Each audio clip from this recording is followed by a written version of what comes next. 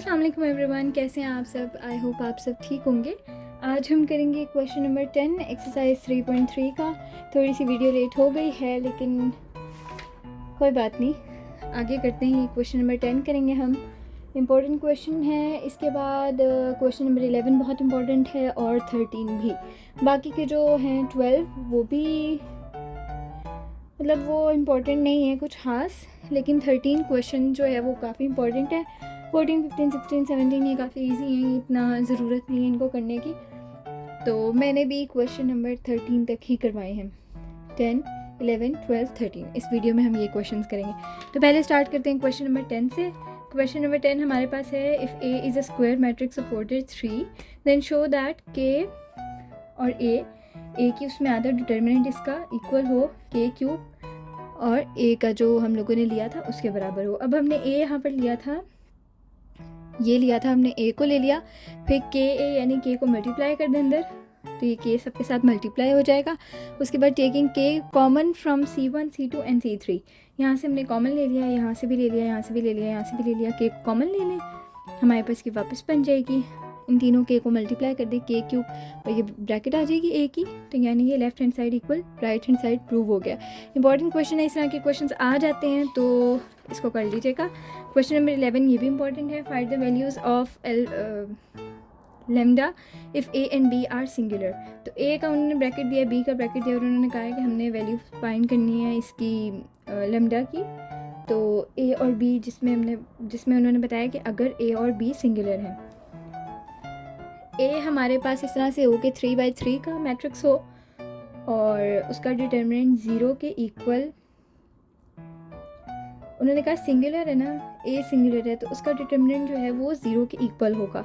यानी ये 3/3 का मैट्रिक्स है ना, तो ये सिंगुलर होगा और ए इसका डिटर्मिनेंट ए का 0 के इक्वल होगा। ठीक है, तो इसको अब एक्सपैंड कर लें। जिस तरह से हम एक्सपैंड करते हैं 4 लिख लें, 3, 1, इसको कॉलम को भूल जाएं, इस रो को भूल जाएं, बाकी का लिखते हैं। फिर माइनस लेमडा माइनस के साथ लिखते हैं, फिर इस कॉलम को भूल जाएं, इस रो को भूल जाएं, बाकी लिखते हैं। फिर 3 लिखें, फिर इस कॉलम को भूलें, रो को भूलें और इस कॉलम को भूलें और बाकी का लिख दें। ठीक है, उसके बाद इनको मल्टीप्लाई कर दें, मल्टीप्लाई करके आपके पास आंसर आ जाएगा, लेमडा की वैल्यू 3 आ जाएगी। ठीक है, फिर इसका पार्ट बी है, ये है, बी की भी फाइंड करनी थी ना, तो बी हमारे पास 4/4 का मैट्रिक्स है, 3/3 का मैट्रिक्स होगा तो ये सॉल्व होगा। ठीक है, तो 4/4 का मैट्रिक्स है तो इसके लिए हम क्या करेंगे जी, तो ये 4/4 का मैट्रिक्स है ना, तो हम इसके लिए ये कर सकते हैं कि हम इसको छोटा कर लें एक्सपैंड करने के लिए। ये देखें, कॉलम ऑपरेशन मैंने इस पर अप्लाई किया है। कॉलम ऑपरेशन मैंने इस तरह से अप्लाई किया है कि यहाँ पर पिवट पॉइंट हम लोगों ने लेना है, यहाँ पर 1 आना चाहिए और यहाँ पर 0 आने चाहिए, बाकी यहाँ पर 0 आने चाहिए। ठीक है, मैंने पहले भी बताया था यहाँ 0 आए, यहाँ 0 आए तो वो फिर एक्सपैंड हो जाता है।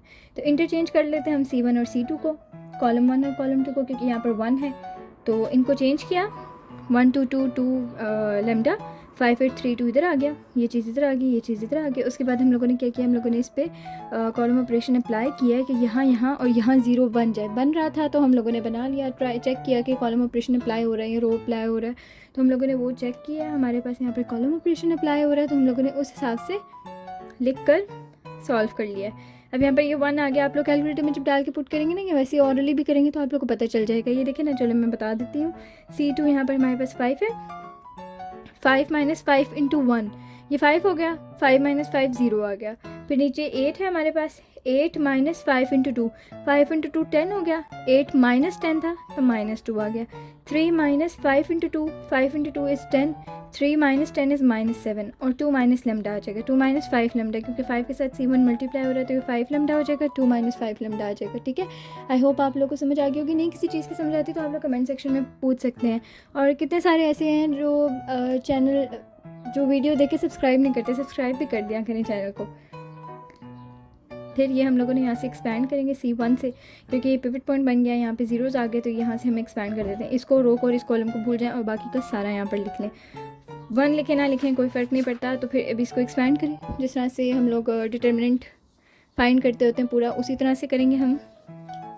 ये देखें, -2 बाहर लिखा, ये देखें -2 लिखा, इसकी रो कॉलम को भूल जाएं, बाकी का ये लिखते हैं, ये लिख दिया। फिर यहाँ पर इसको माइनस में लेते हैं, हाँ जी, इसको माइनस में लेते हैं, इसकी कॉलम को इसकी रो को भूल जाएं, बाकी ये दोनों को लिख दें यहाँ पर।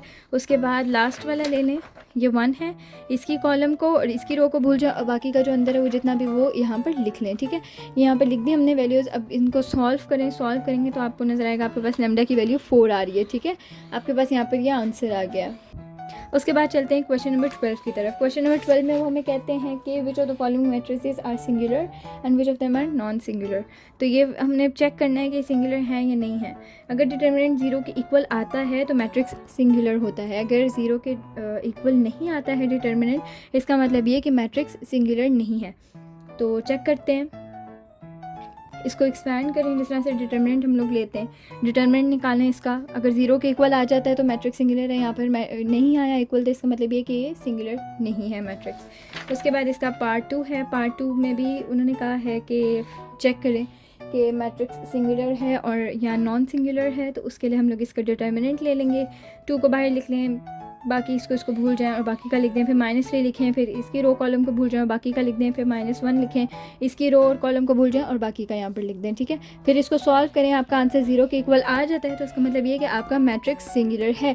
अगर आपका आंसर 0 के इक्वल नहीं आता है तो मतलब ये है कि मैट्रिक्स नॉन सिंगुलर है।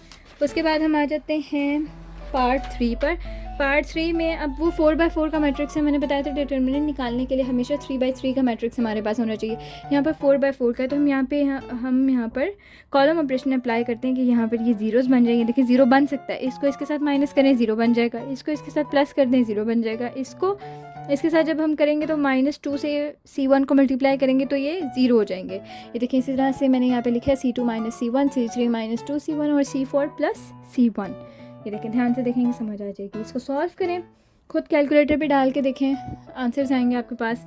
एक्सपैंड करें C1 से, क्योंकि पिवट पॉइंट बन गया, ये और ये रो और ये कॉलम को भूल जाएं और बाकी जितना भी है उसको लिख दें। ये देखिए हमने लिख दिया।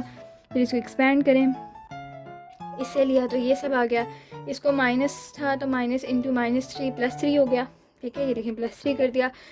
और इसकी कॉलम और इसकी रो को भूल जाएं, मतलब इसकी कॉलम इसकी रो को भूल जाएं, बाकी ये लिख दें। फिर इसको देखें, -2 लिखें, इसकी कॉलम और इसकी रो को भूल जाएं और ये बाकी का लिख दें। ये देखें, फिर इसको सॉल्व करेंगे, आपके पास 84 आंसर आ जाएगा। 84 0 के इक्वल नहीं है, therefore the matrix is non singular.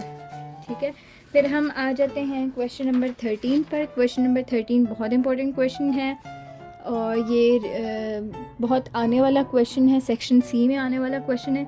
Guide में उन्होंने दिया हुआ था कि हम लोग इसको एक्सपैंड करें C3 से, लेकिन मैंने क्या किया, मैंने इसको C3 से एक्सपैंड कर, उन्होंने इस तरह से किया हुआ था कि 5 को लिया हुआ था और ये बाकी का लिखा हुआ था, तो वो थोड़ा सा मिस्टेक कभी लग सकती है कि ये ऐसे कैसे करें, ऐसे क्यों हो गया, इस तरह से भूल जाता है बंदा कि कैसे यहाँ पर ये स्टेप लगाना था। तो मैंने क्या किया, मैंने इसको चेक किया कि ए का डिटर्मिनेंट जब हम इस तरह से निकालते हैं तो क्या हमारे पास वही आंसर आता है। हाँ जी, हमारे पास वही आंसर आता है। तो मैंने इसलिए इसको इस मेथड से किया, डिटर्मिनेंट मेथड से किया। मैंने डिटर्मिनेंट निकाला है। उसके बाद एक नया यहाँ पर मेथड अप्लाई हो रहा है, वो हम लोगों ने 9th क्लास में भी किया था, जहाँ पर आते हैं क्रैमर्स रूल और मैट्रिक्स इन्वर्स मेथड।